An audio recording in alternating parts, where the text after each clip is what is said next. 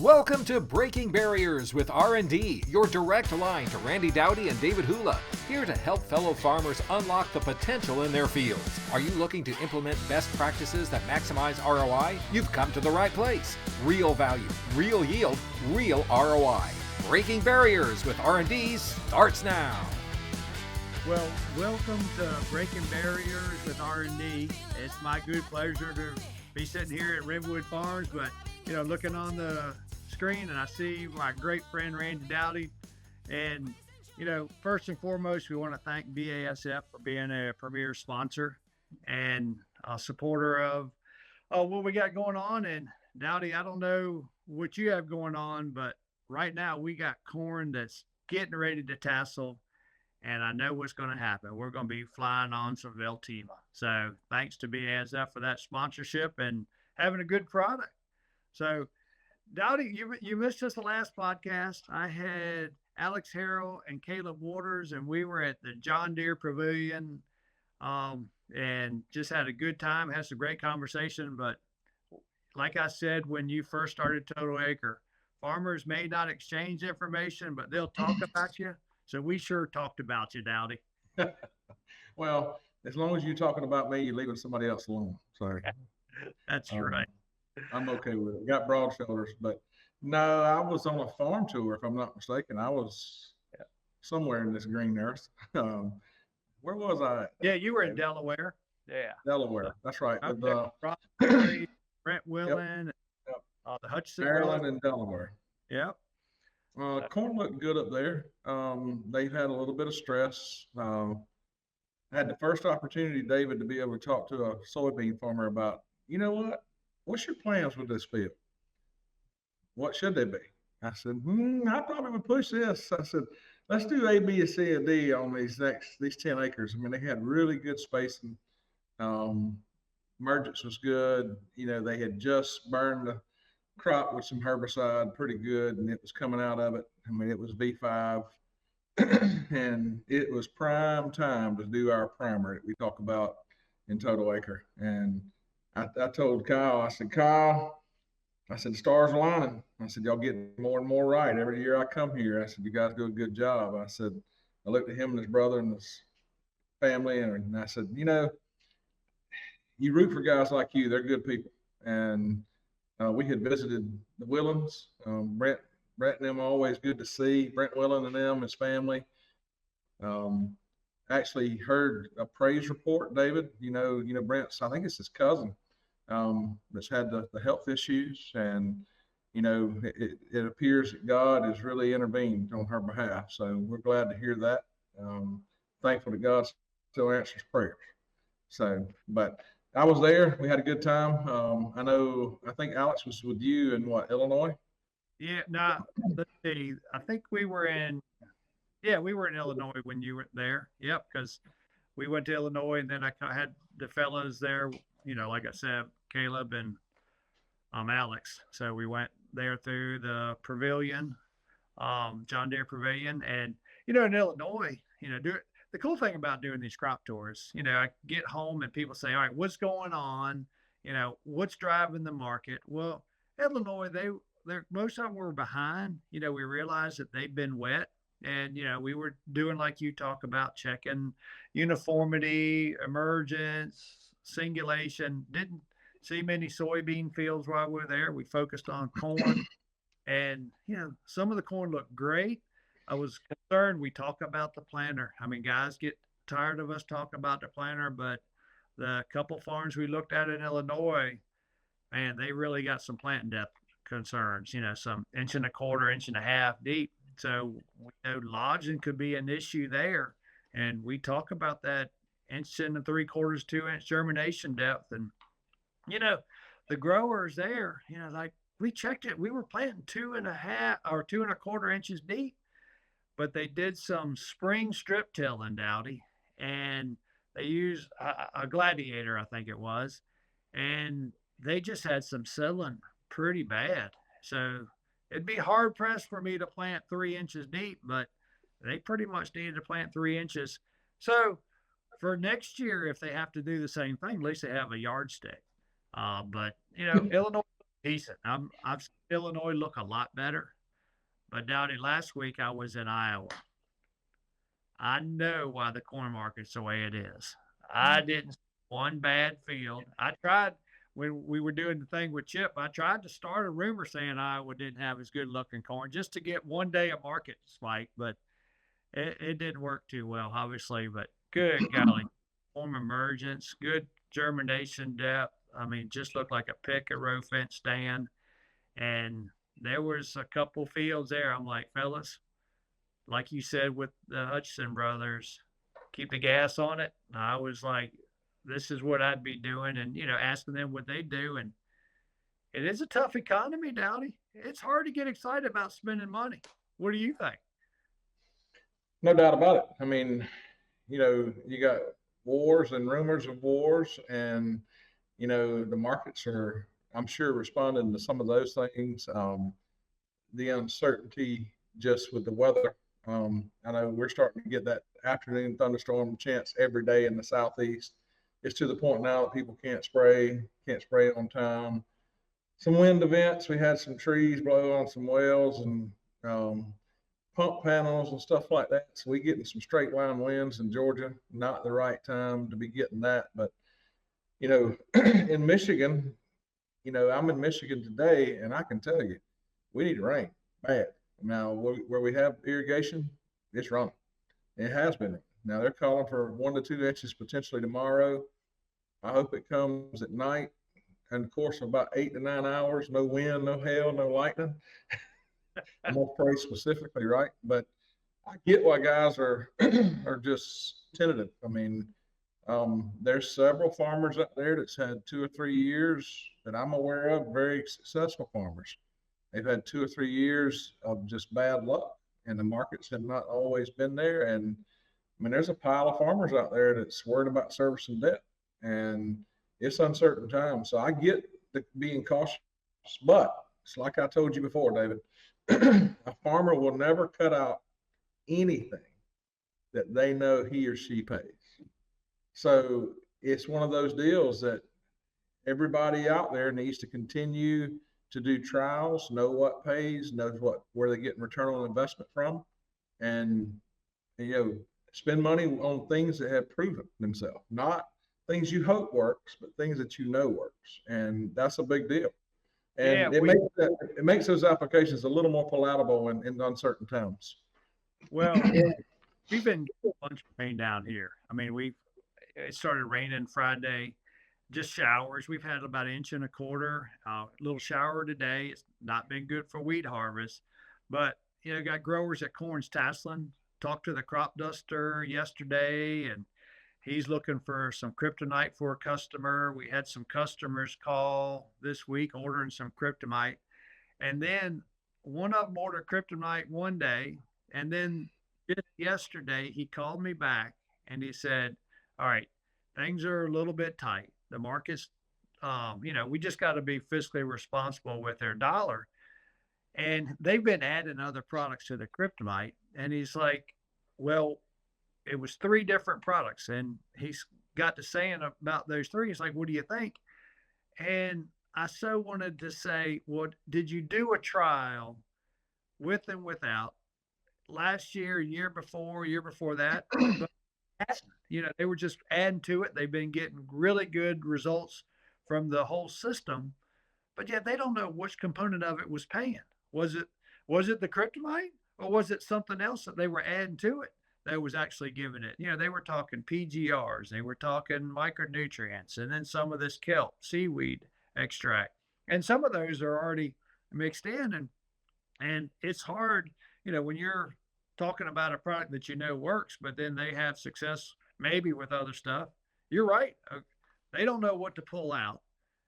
So I'm sharing with them my experiences, and hopefully they'll make the right decision. But, we delivered some kryptonite to them today, so they're going to get some applications going on, and they're just trying to finish the crop. I mean, it's tasseling, and the kryptonite based off history, pretty self-sufficient. I mean, when you start talking about somebody adding something to it, I think I'd just put more product on more acres than I would trying to add to that. I mean, Yeah. Let's face it, David, most people out there don't know what kryptonite is. It's something that you've been working with and working on for years to get developed. And it's something that you generally like to spray post-tassel. You know, I'm all for you talking about it. I mean, if somebody's interested in finding something about kryptonite, tell them about what your thought process is, why you designed it, and in the environment in which you think it would best fit. Well, just the other day, Randy, I gave you a call, and I had a grower talking about finishing the crop, and most growers, even irrigation, even in Virginia, guys, at a certain point, they get tired of it, and they're like, I am done. But yet, there's that fourth quarter. I mean, how many times do you play just 3 quarters of football or, whatever of a sport, not finishing the last quarter? Well, one of the things that we realize there's a fair amount of untapped yield opportunity if you can make corn heavier. And, we can get into this test weight discussion and argue over that. And, I don't have a dog in the fight. As long as my corn's over 54.5 pounds, it doesn't get discounted. But why not, if you can make a corn go from 56 to 58 or 61 or 63 or 4, that's free bushels that fell out of the sky. I wish I could say free, but I mean, you got to do stuff to it. So you don't need any more plants. You don't need any more rows around. You don't need any more kernels. We're just making them heavier. And that's something that we were focusing on.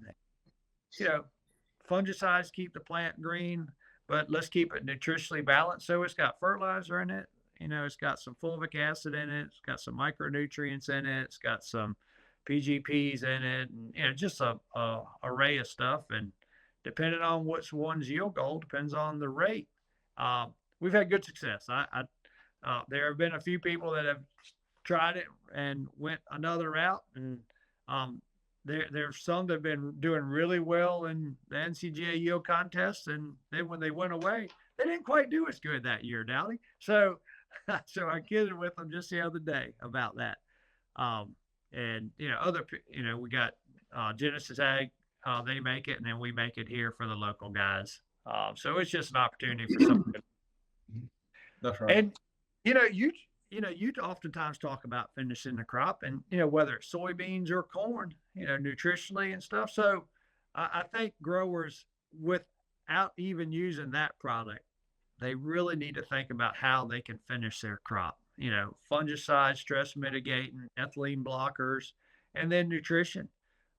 Let's make sure that they have a chance to influence that crop. We talk about big beans, I talk about heavy corn. I'm probably not going to make any friends today, but I'm going to throw it out there anyhow. I'm normally the guy that kicked the ant bed and ask for forgiveness later.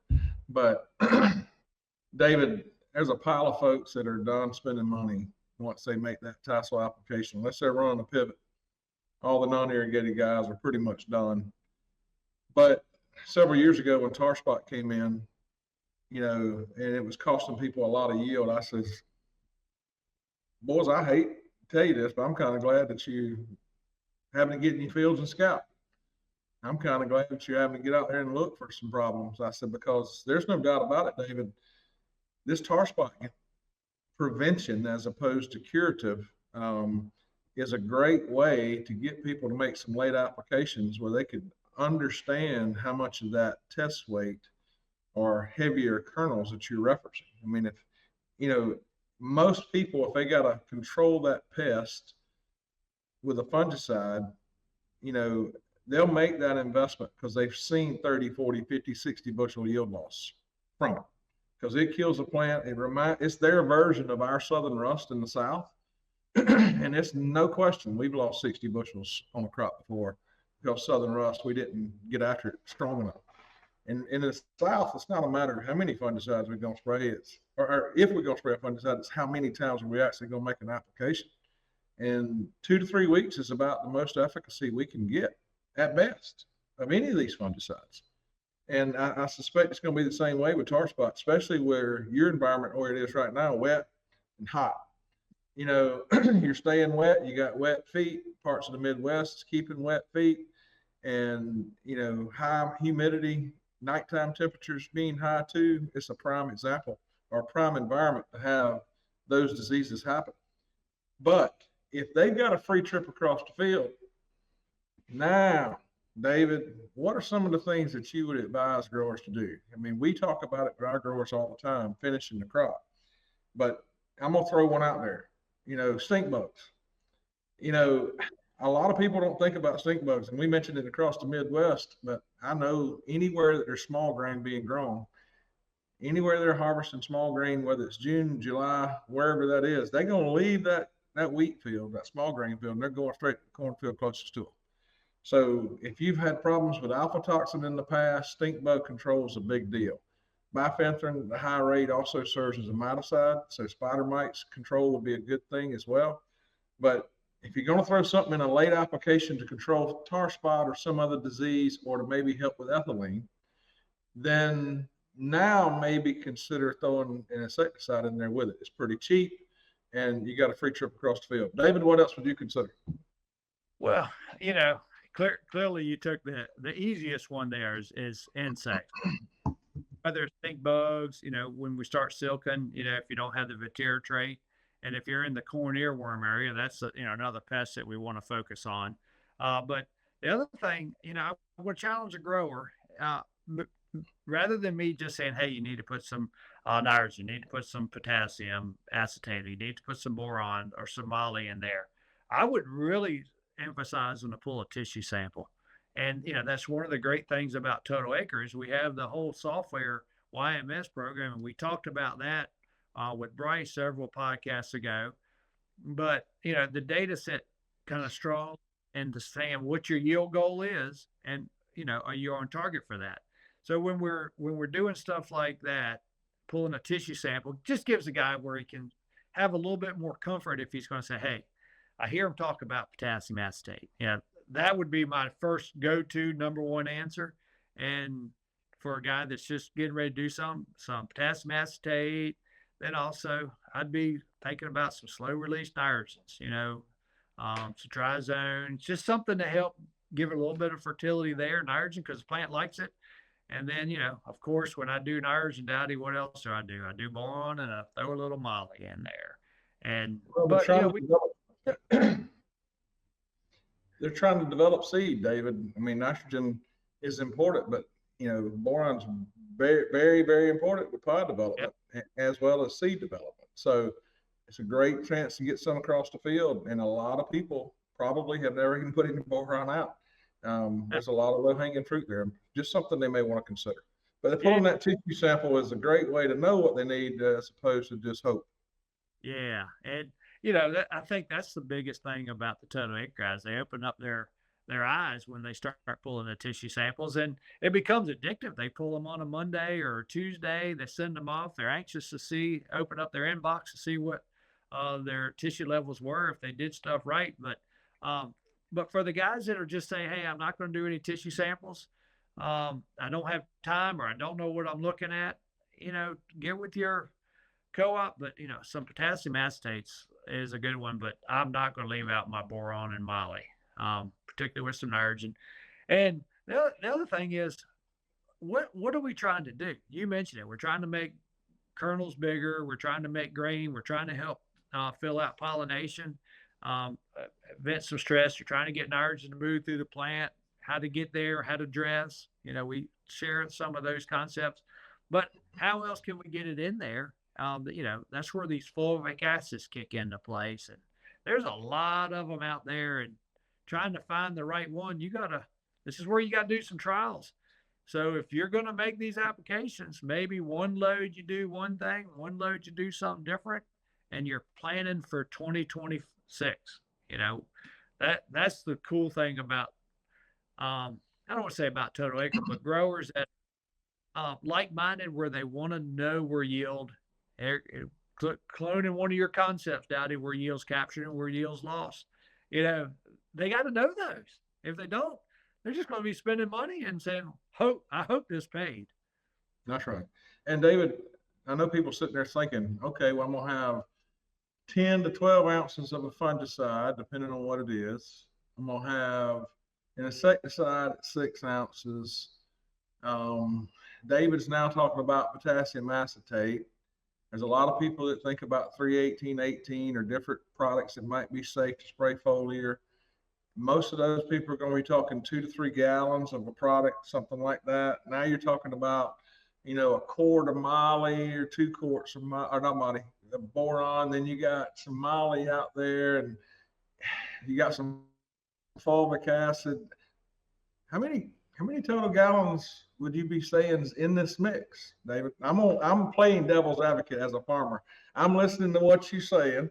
So how many gallons? How many gallons of product are applied? And how much of that's water?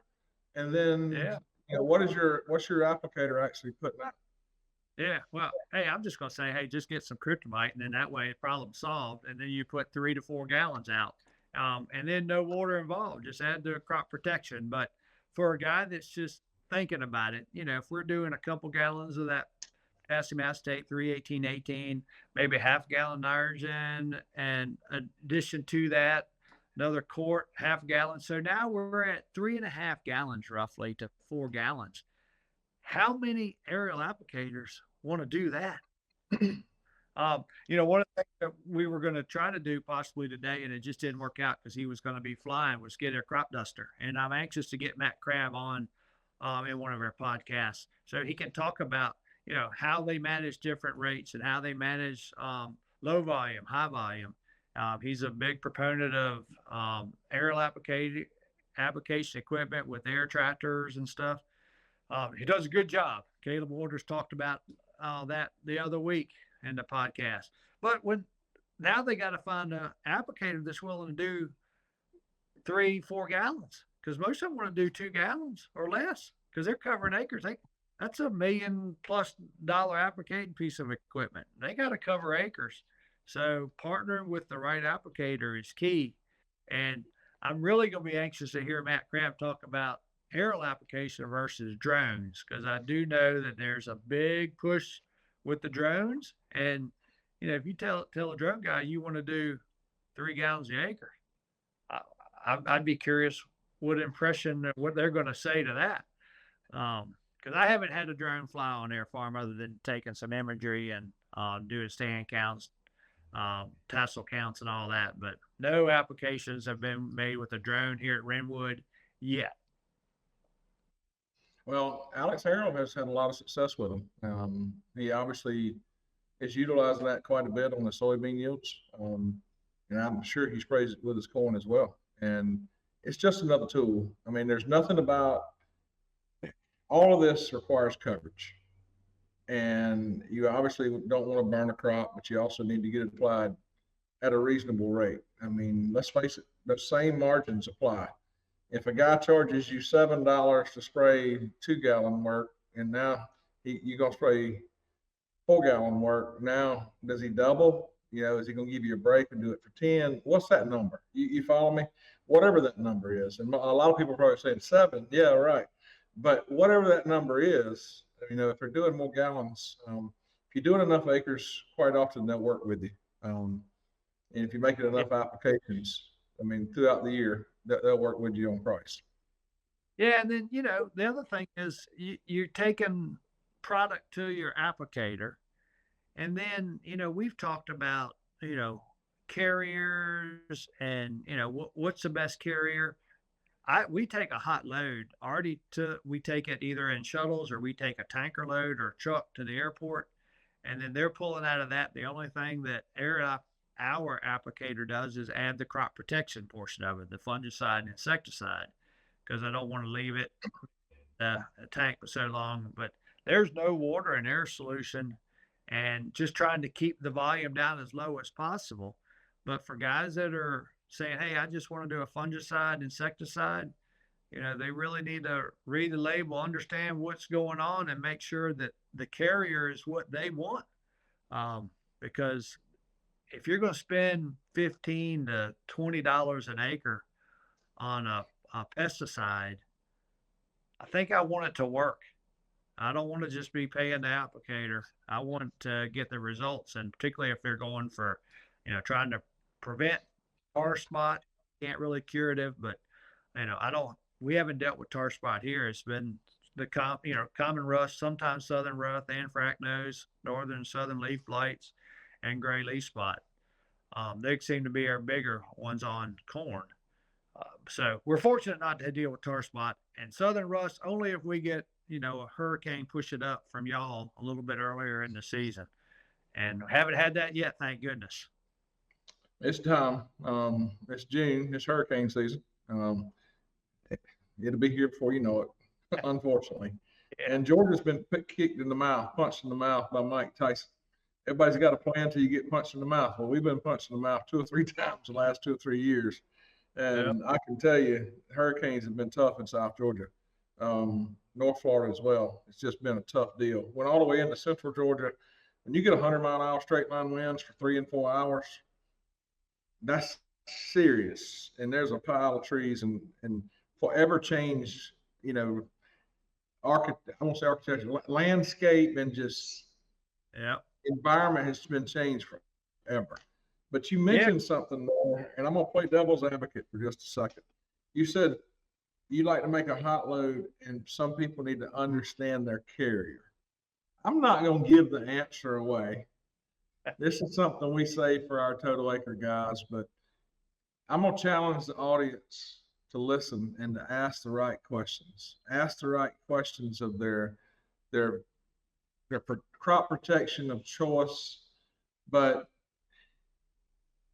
anybody that's going to spray a fungicide or insecticide or any crop protection methods this year, one thing I ask you to do is to ask your supplier, not just your supplier, but the rep, the BASF, whoever that may be, and ask them, what does the carrier pH of the product need to be for maximum efficacy?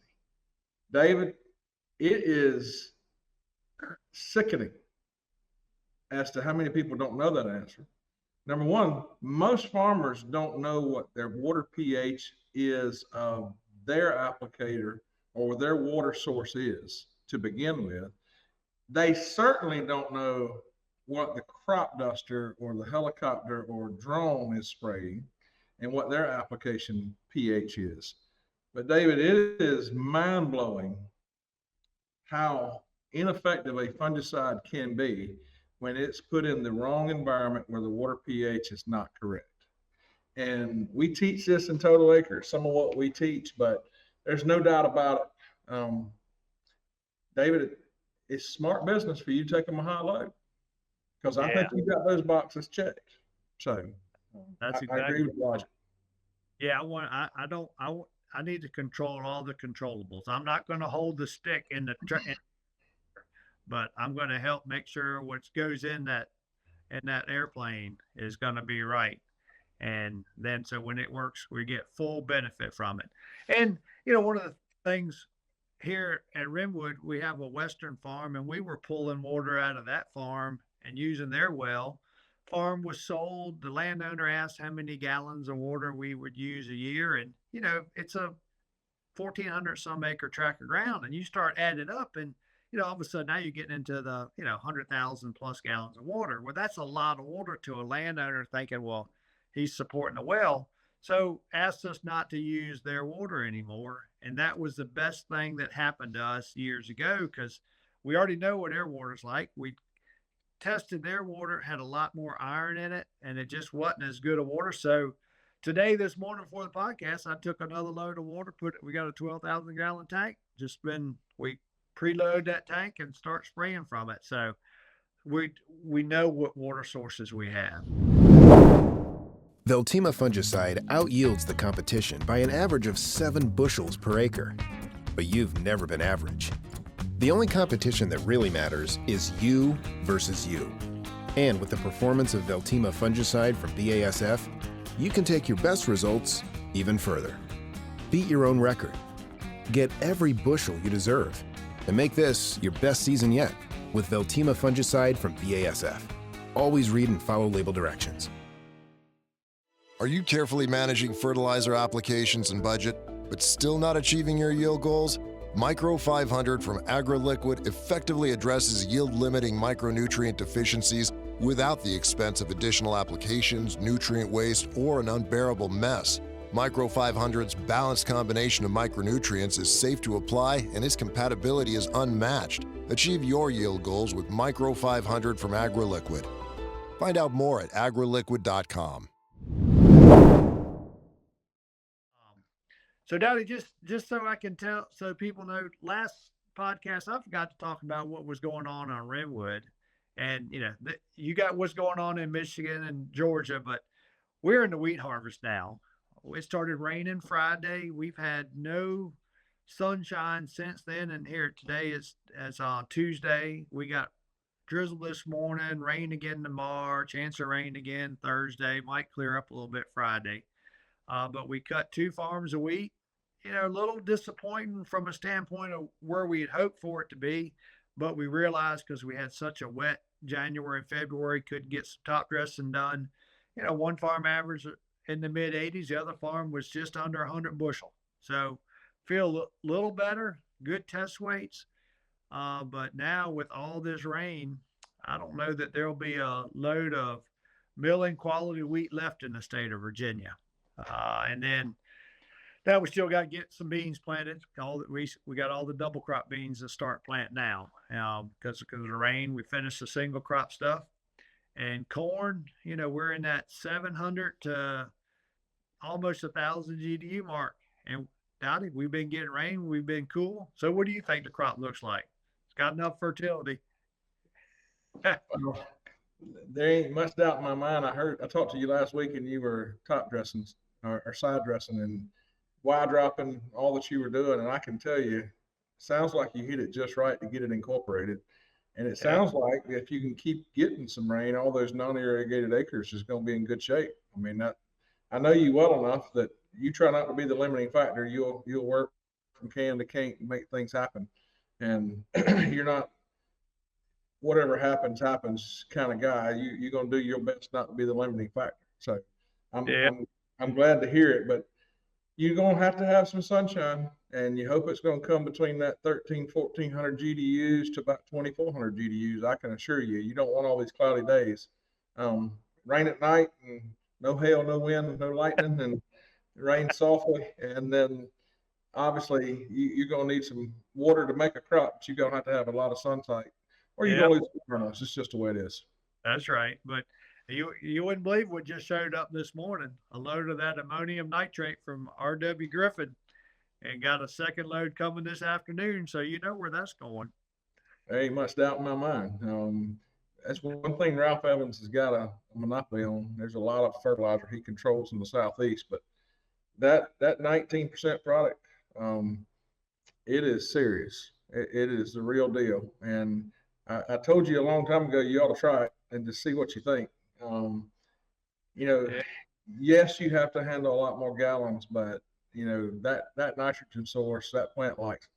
There's no doubt about it. Much more responsive, in my opinion, based off what I've seen, using that product versus 32% or 28.005 has been a no-brainer in the Southeast.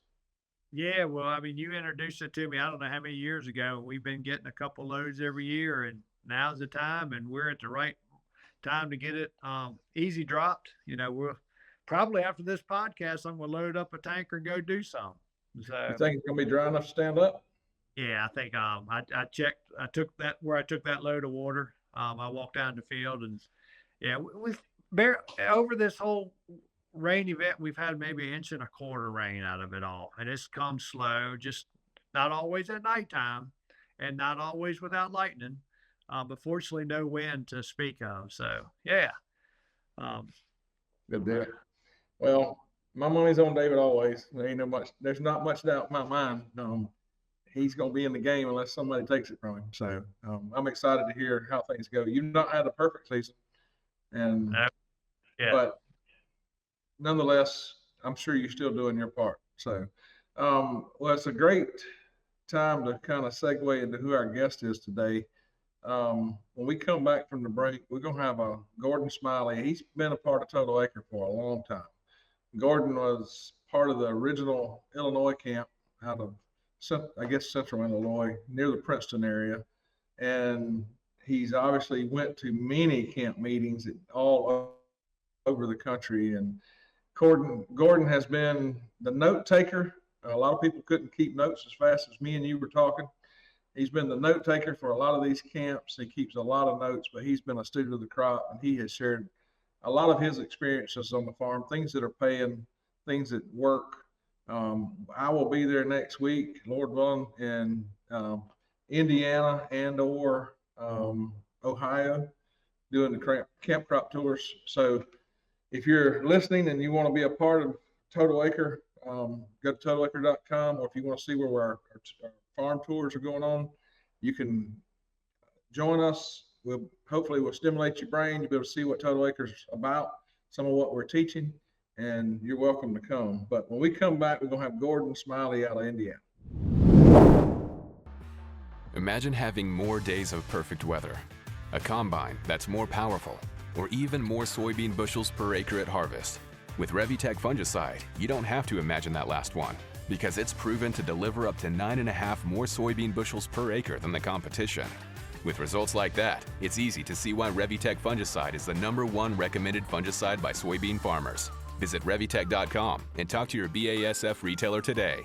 Always read and follow label directions. It's time for a crop nutrition plan that gets more return from every drop. Starting with Pro Germinator from AgroLiquid, a complete phosphorus fertilizer product that includes nitrogen, potassium, and iron. More than 30 years of research shows that lower application rates of Pro Germinator often outperform other sources of fertilizer. With AgroLiquid's Pro Germinator, you can apply less and expect more. Find out more at agroliquid.com.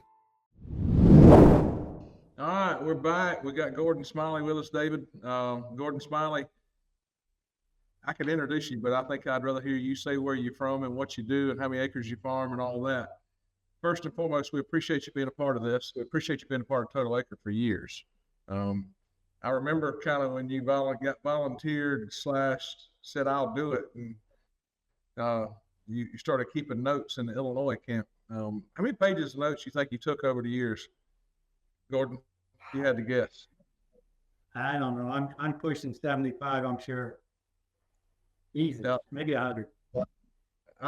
And when you were asked to do it, one of the guys, Bob, was saying, we need somebody to take notes. And I said, well, I see you writing down over there, taking notes. Bob, I said, well, what's the problem? I said, you writing? Well, I don't think I'm keeping up with everything, but I certainly can't read my writing when I get finished. So Bob kind of got,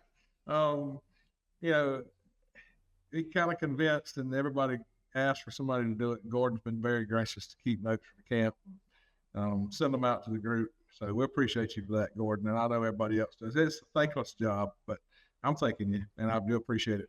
Gordon, tell us what's going on. Tell us where you farm. Tell us a little bit about your season. I know you're getting ready to harvest some barley, as I remember this conversation this morning. So just kind of give us a recap. We live at Jeff and I, we farm here in Southeast Indiana. We're halfway between Indianapolis and Cincinnati. We got about 500 acres of corn, 500 acres of beans, and 300 acres of barley that we'll double crop. So that's our operation. We're not custom feeding hogs and commercial making some feed. So we've got plenty to do. We just got, the crop was a little late this year for us. We had a mechanical problem that slowed us down 4 days. And so we lost some time, but it really wasn't ever warm. We've been suffering from lack of sunshine and lack of heat. I looked on YMS this morning. We're about 10% behind on heat and sunshine, and the crops are just slow and late. But as I heard you say earlier, we really just need the sunshine between 1,200 and 2,400 GDUs, and maybe it'll all be fine. So, but they went in generally well. This area's been relatively wet. We're well tiled. We spring strip till, and so that made it a lot easier for stuff to dry out. We're cover crop people, and it's been a little issue to get cover crop killed this spring because it's been so cool. But we've been through this before, and we don't get too excited about it, and everything works out well. And we got our first tissue samples back late last week, and so we pulled samples yesterday, and we're excited to see how we are going forward. But the initial samples were relatively strong, got a few little areas, but maybe the sunshine will help out some of the nutrients that were down just a little bit. Well, there's no doubt about it. If you had a trend of cloudy days, I don't panic. If it's been overcast and cloudy, if you know historically that you have enough nutrients out there to support that crop, don't panic with your a tissue sample at least the first week. Hopefully the sun shines and things start to look a little better on tissue sample and or visually. Yeah, Dowdy, this is where we need that product Sunshine in a Jug. We need it evened up here in Virginia. Well, Gordon, I know most growers in your part of the world and just to the west were later because it was extremely wet. And you mentioned it was harder to kill your cover crops. What kind of cover crops are you using and why? Because, that's becoming a bigger market for growers. We deal with residue, but sometimes cover crops are going to help break some of that older residue down. Yeah, we've been on a mix of basically barley at about 25 pounds and about 5 pounds of oats for the last 2 or 3 years. We don't plant solid cover crops. We plant with a drill that's got some spacing. So actually, when we come back our spring strips, we actually have a area that doesn't have cover crops, and so it's more bare ground. And when we go through that, it really works much better for us. We have less slug problems and some of those issues, and the cover crops are doing their deep rooting. It's not unusual for us to pull a core in the spring, and we'll find it roots 36 inches deep in the cover crop. So we know it's going down, bringing nutrients up. Yeah, because now, people, when they think about strip tilling, I don't know, what kind of machine do you use? We just have a Dawn unit that it's not a shank, it's just the rolling coulters, and it's just got a single box on it. We have to all mix in that box. We don't have multiple boxes on. Yeah, well, one of the things when people are doing strip tilling and they think about cover crops or where they have a lot of residue, one of the concerns is we focus on seed to soil contact. You've heard us talk about the planter, and but when they bury some of that residue in that top 2.5 inches, they're just moving all that residue from the top into the seed zone. And, you leaving those strips out with the cover crop is probably giving you a better seed bed, I would guess. Yes, we tried, this is our 3rd year with the precision closing system on there, and it's made a huge difference. Prior to that, we were having some of those issues you're talking about, David, that keep the residue out of the trench. We weren't getting good seed to soil contact, but this has really improved our ability if we do everything else right. Now, another thing, you mentioned a 4-letter word called a slug, and that is I'm amazed.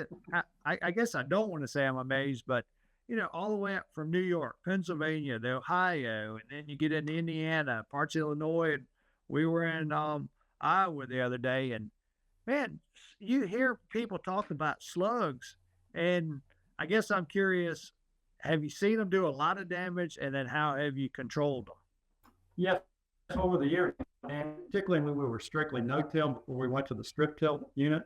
But right now, with that cleaner area there where we strip it like 2 to 3 weeks prior to planting, they just don't like that area because it's mostly clean. There's nothing in there to eat. We got row cleaners on the strip-till unit, and so it's pushing that stuff away, and that's not their favorite environment.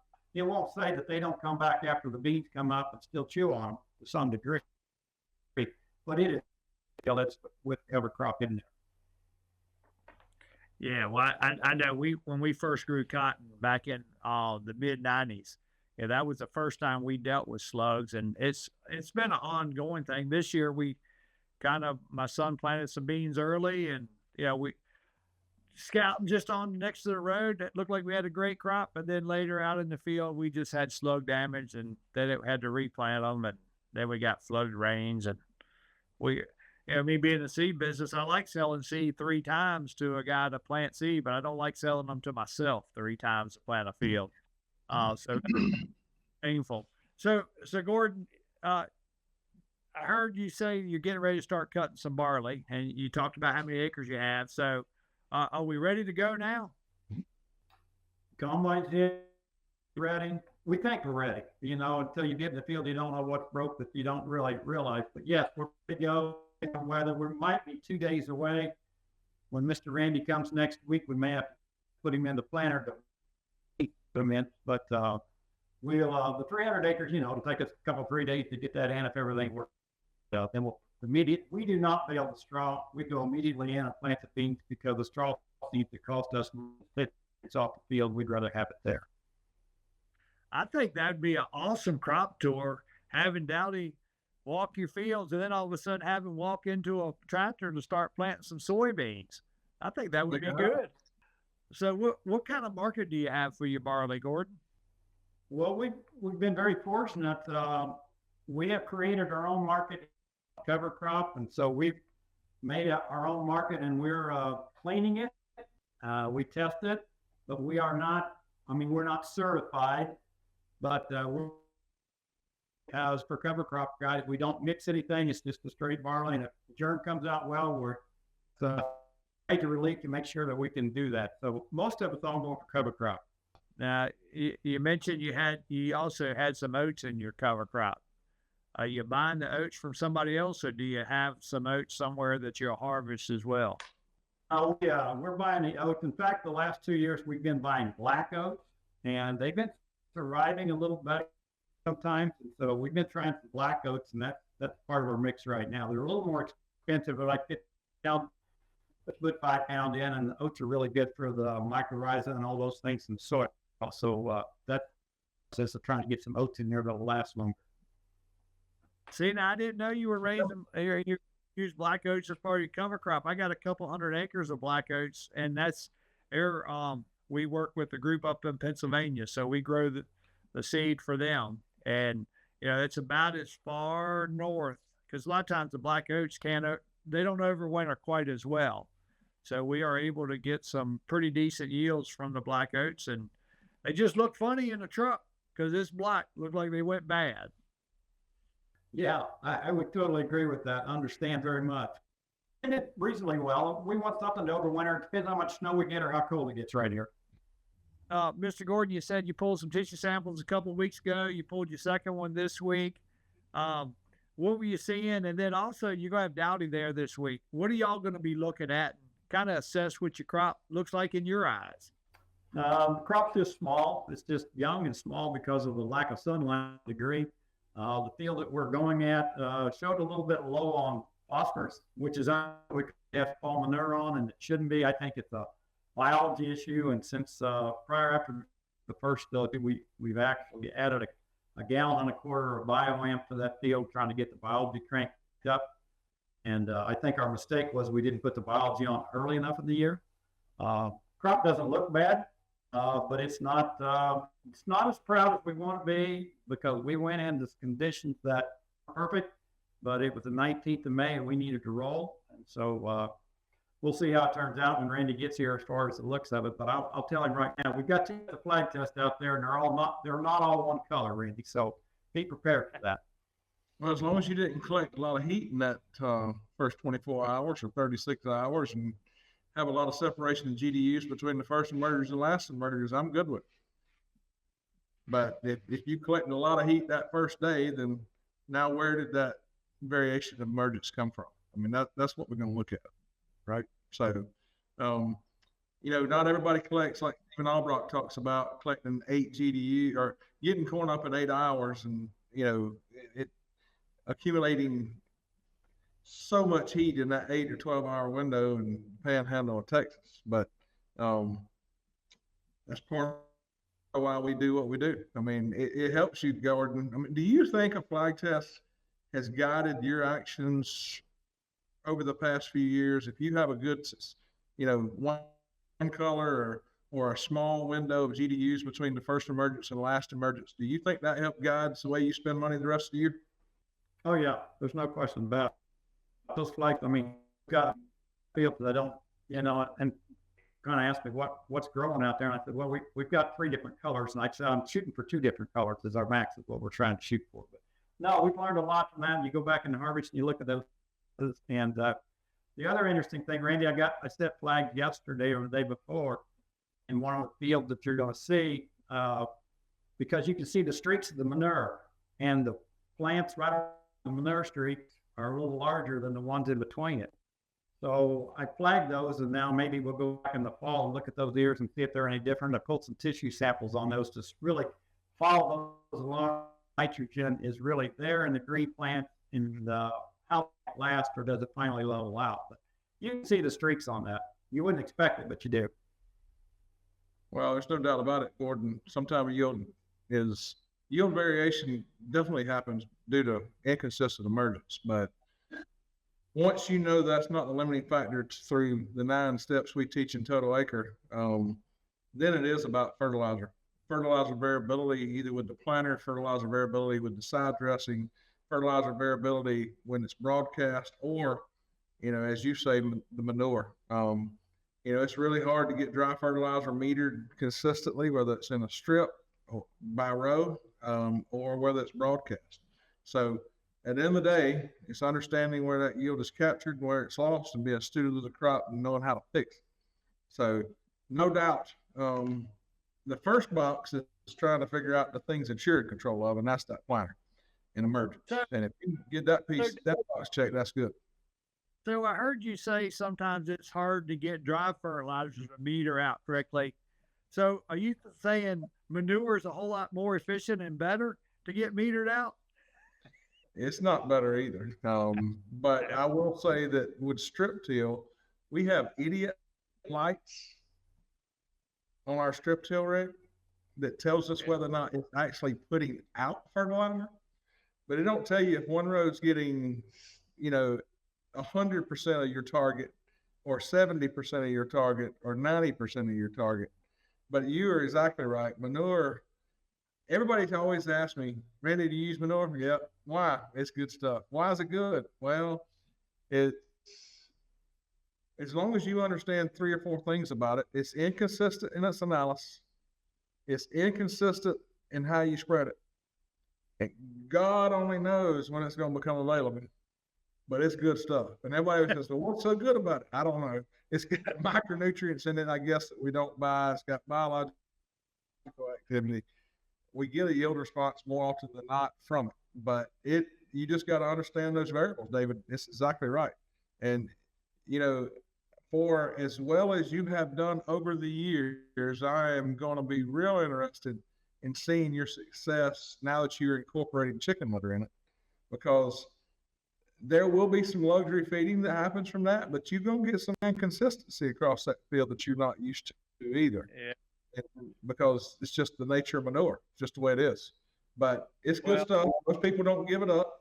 I did my best to convince those Delaware and Maryland boys to, let's think about, they've been using it for a long time. Let's think about a different approach. We'll see if they listen to me. But it's like anything. Gordon, the flag test tells you where you've got good emergence, and then you make decisions based off that. When you have yield variance and it's not due to emergence, now we start looking at this fertility. Is it that manure application? Is it the 2x2 variation?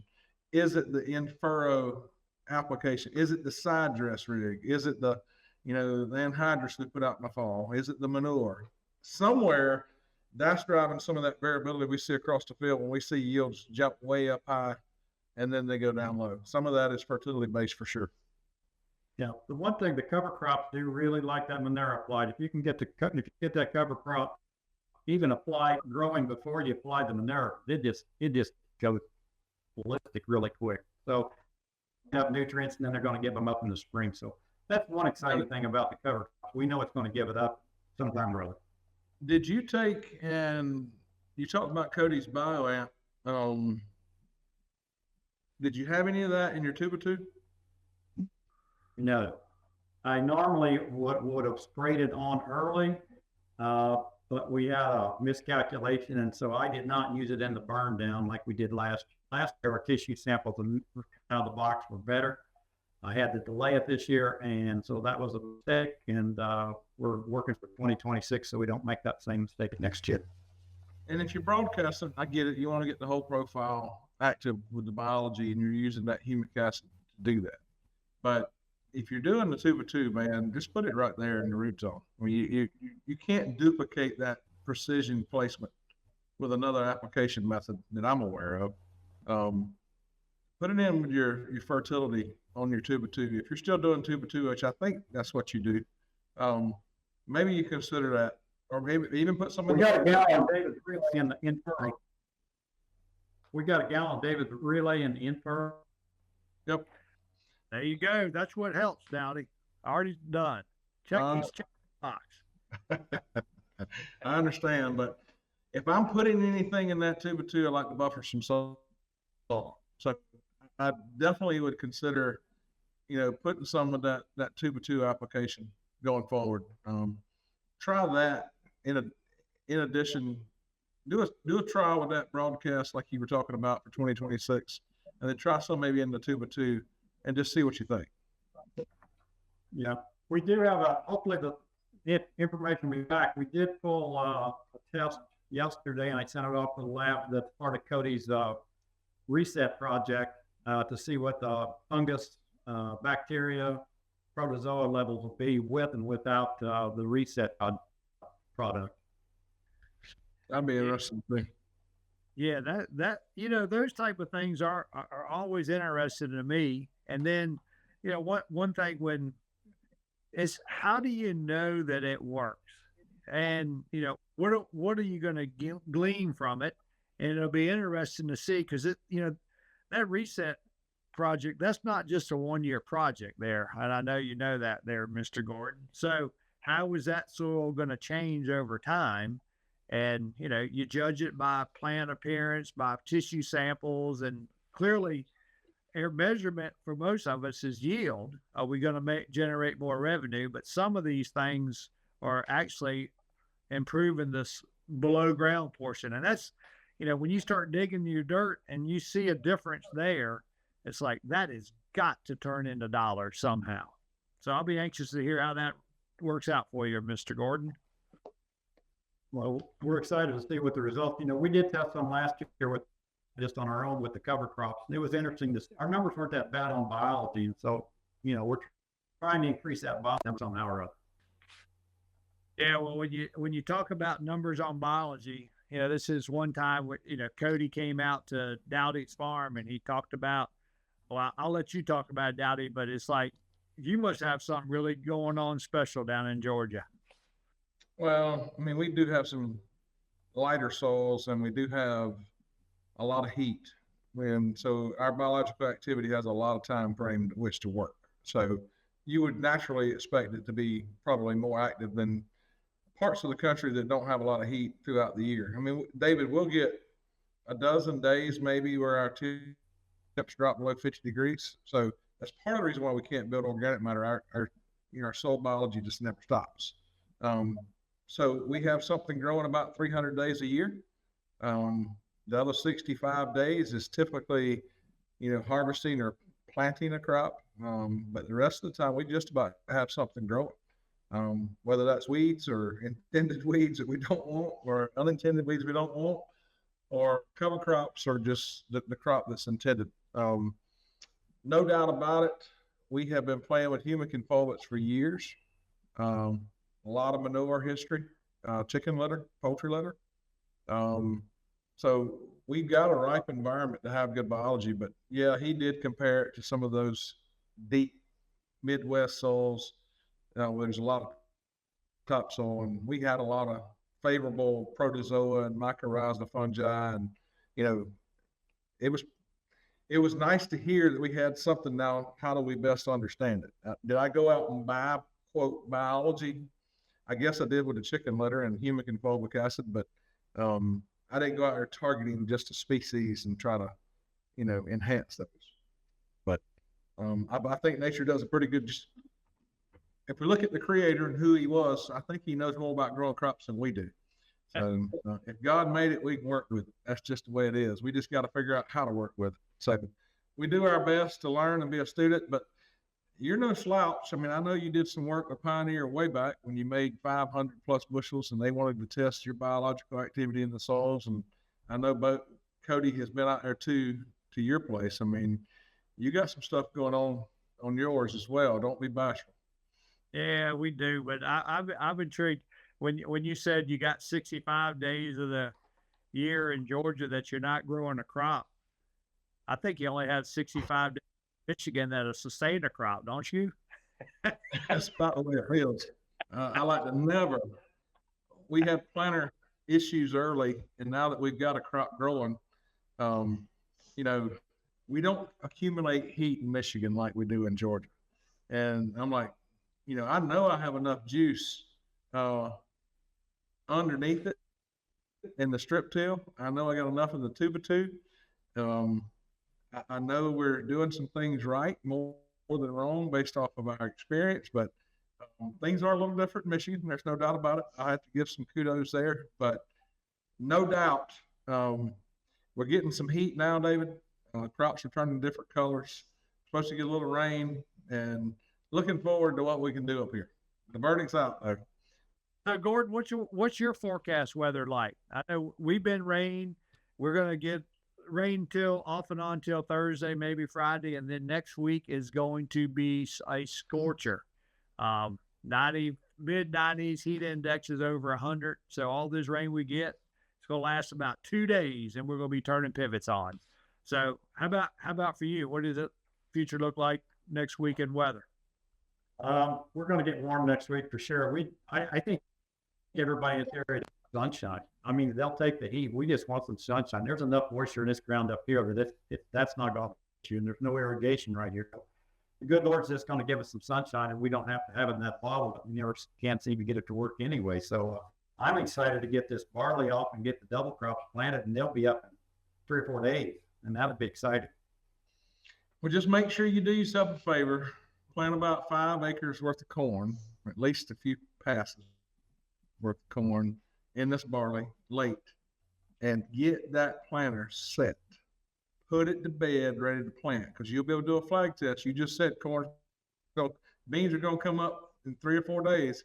What if corn can come up in 3 or 4 days? Now, let's see what kind of problems we got with that planter.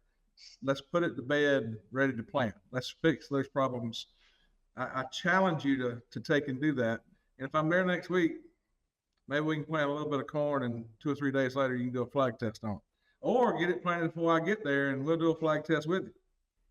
We have actually, several years ago, we actually planted some corn after barley in mid-June, and it is amazing how fast it can come up, like 4 days. Welcome to Georgia. Yeah. Oh my goodness. Well, Gordon, is there any questions you want to ask David or myself about anything that you may think that you got burning on your mind that maybe we can help you with? It's always great to see you. It's going to be really good to see you in person. You guys are innovators and early adopters, and you've been a great asset for Total Acre. We appreciate your friendship. We also appreciate your business. But is there anything you'd like to ask the King David there while you got him on the phone? Now's the time. So we've got corn planted at a 300-degree angle and some at 280 here on a couple of fields. We're testing this because it showed up last year. Are all your fields east and west or north and south, or do you plant some because they're at an angle just because of the way the field? Mr. Gordon, I would like to think that I could plant which would be the best road direction, but my granddad spent a lifetime trying to make fields straight, and we haven't deviated. Now, our average field size is 19.6 acres. So we don't have big fields. We got a couple big fields. The rest of them are a lot of small ones. So there's different angles in each field. So I do not change road direction. Through Total Acre, there is a road direction that seems to be very responsive. And you would think it'd be east and west, but that would be false. So it'll be interesting to see how your results turn out. Well, we planted one field road. We planted one field where it's hidden. Well, it goes to what Dowdy is talking about. It's sunlight. Sunlight. One thing I want you to do, Gordon, before we get there is I want you to go out and dig a few plants. Don't do it till we get there. And split some stalks. We saw some concerning things on very young plants. I know David remarked to me privately about it in Illinois. Split some stalks, take a picture, especially if you do it. You can do it the day before we get there, the morning before we get there, or you can do it and just take some pictures so we can look at them. Look at your pith early.